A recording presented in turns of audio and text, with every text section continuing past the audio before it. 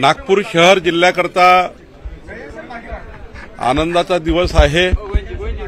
की आज सिद्धिविनायक सेवा फाउंडेशननी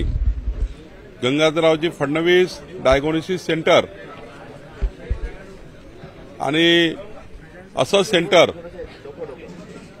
जे स्वर्गीय गंगाधरराव फडणवीसजीच्या स्मृतिप्रित्यर्थ आमचे नेते महाराष्ट्राचे लोकनेते देवेंद्र फडणवीसजी यांचा जो संकल्प आहे की समाजाच्या शेवटच्या व्यक्तीला आरोग्य मिळावं, केंद्र सरकारची आयुष्यमान भारत,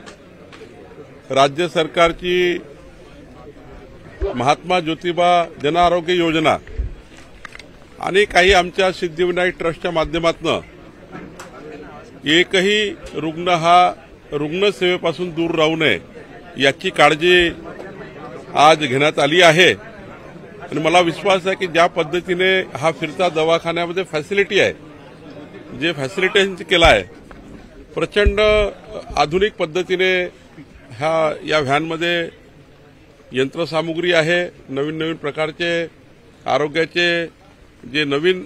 टेक्नॉलॉजी आल्या त्या वापरण्यात आल्या आहे आणि या व्हॅनच्या माध्यमातून घरोघरी हा दवाखाना जाईल, डॉक्टर्स राहतील आणि जे काही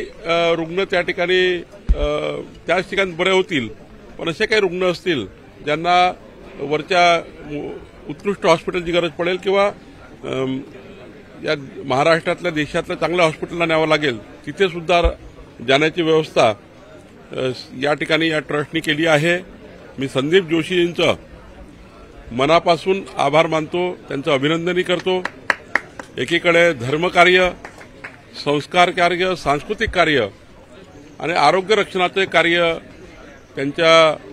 जीवनामध्ये अत्यंत महत्त्वाचा त्यांनी स्वीकारलेला हे त्यांचं व्रत आहे। संदीप जोशीजी यांनी जी आपल्या सिद्धिविनायक सेवा ट्रस्ट तयार केली, या माध्यमातून खूप मोठ्या प्रमाणावर नागपूरमध्ये समाजाच्या शेवटच्या व्यक्तीच्या कल्याणाकरता काम होत आहे। मी त्यांचं अभिनंदन करतो आणि माननीय देवेंद्रजी फडणवीस साहेबांचा संकल्प हा जो आहे तो पूर्ण संदीप जोशीजी करता आहेत। मला असं वाटतं यातून खूप मोठा फायदा आमच्या नागपूर जिल्हा शहराला होणार आहे।